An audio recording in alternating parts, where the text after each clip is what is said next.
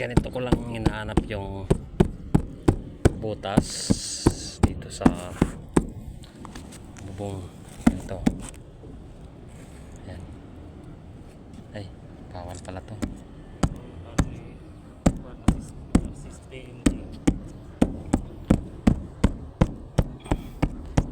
Ayan.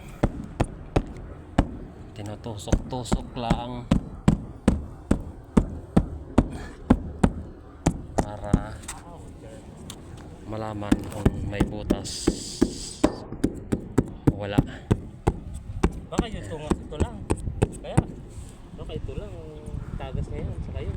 Baka. Pero subukan ko pa lang punta doon. Yan. Ito lang ang tanging paraan para malaman natin kung may butas nga. So bali hindi naman pala ito nabubutas yung yero. Hindi naman niya nabubutas ng aking pantusok. Dahil di naman siya ganun ka tulis. Saka medyo makapal din naman yung yero.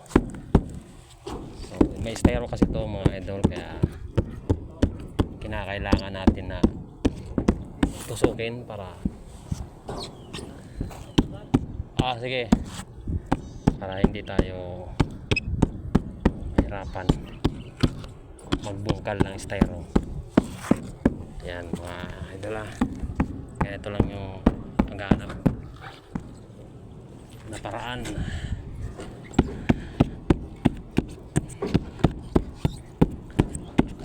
So hindi naman pala siya tutulong mga idol kung sakali man lang umulan, kasi manipis lang gamit natin na pantusok.